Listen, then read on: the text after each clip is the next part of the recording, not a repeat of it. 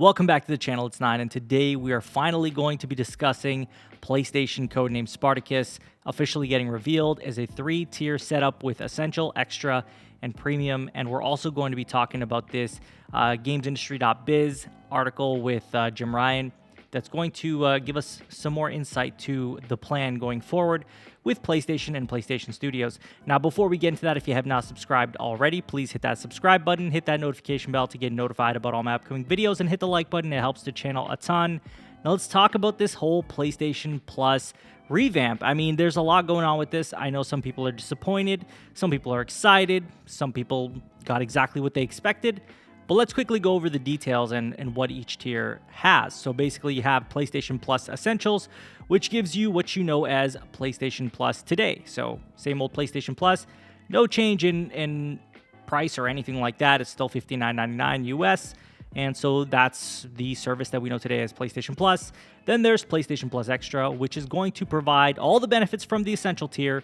It adds a catalog of up to 400 games of the most enjoyable, they say, PS4 and PS5 titles, including blockbuster hits from our PlayStation Studios catalog and third-party partners. Games in the Extra tier are downloadable for play. So you're going to get these 400 games, PS4, PS5 games, and they're going to be downloadable as well. Now, this service is going to cost you $99.99 yearly. It's going to be basically $100 US. And so it's going to come with a few extra perks, but that's what that is. And then we have PlayStation Plus Premium, which is basically Extra and Essentials, plus you get up to 340 additional games, including PS3 games available only through cloud streaming. No native playing the PS3 game, so just cloud streaming.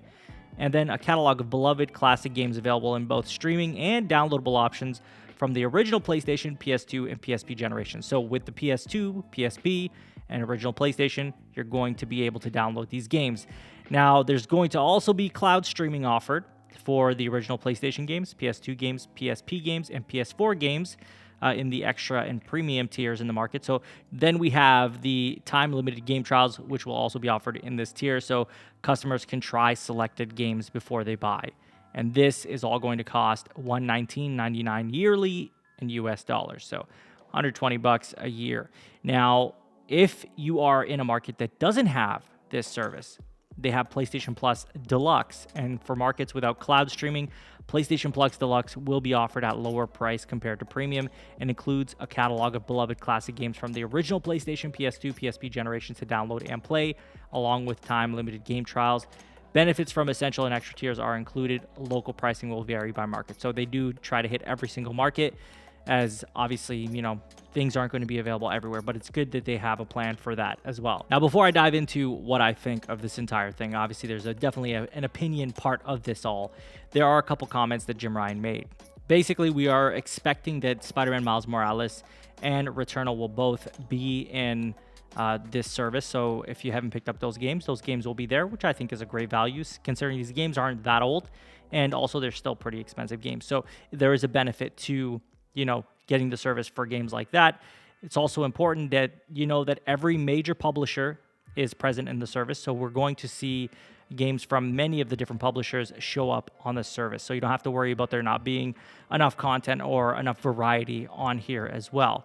Lastly, he talks about what he believes would happen if Sony decided to put their first-party games into the Surface day and date, and he says it would increase the cost of the service and result in less investments for its studios, so it would impact what he believes the quality of the games. So he is not looking to do that at the moment, and he feels that they have a good equilibrium right now in the way they develop their games and the pace they put them out and the quality that they are, so he doesn't want to disturb that, which in my opinion makes sense for PlayStation to do that.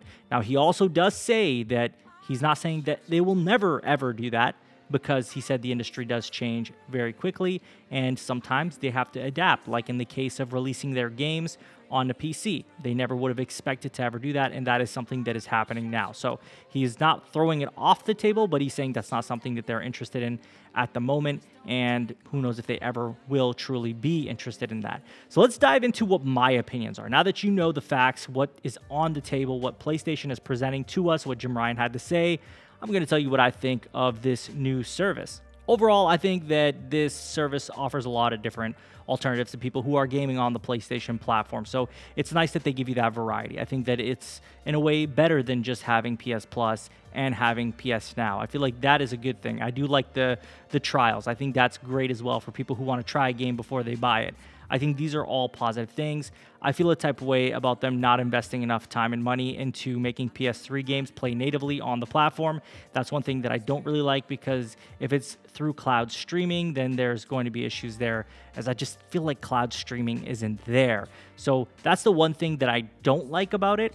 But overall, I think there's a lot of alternatives here for people who are looking for different options to play video games in a budget-friendly way, right? Not everybody's out here able to buy games day and date when they drop. So this is a way for them to get a lot of games to play for a lot less of a price. So I do feel like it's a beneficial thing. As for me, I'll probably try it out just to do a video on it, just to see what premium's like, what it has to offer. But in terms of long-term, I will likely stay at the PlayStation Plus Essential tier, is that's just what I use. It's the things I use, right? So if ever they did drop some stuff that I really wanted, then maybe I would try and upgrade to Premium for a month or just see how it is. But overall, I'm going to be sticking with PlayStation Plus Essential. But that's all I have for you guys in today's video. I'd love to hear from you. What do you think of this new subscription tiers that they have released? Which one will you be subscribing to in June? Are you planning on upgrading to Extra or Premium from PS Plus Essential? What do you think of Jim Ryan's comments about not being able to put games day and date on the service, and what he believes would happen if they did that? Do you feel okay with the way Sony is doing things? Let me know in the comments. And as always, if you have not subscribed already, please hit that subscribe button, hit that notification bell to get notified about all my upcoming videos, and hit the like button. It helps the channel a ton. You can follow me on Twitter and Twitch. Links will be in the description. And share this video with a friend. I will talk to you all on the next one. Take care.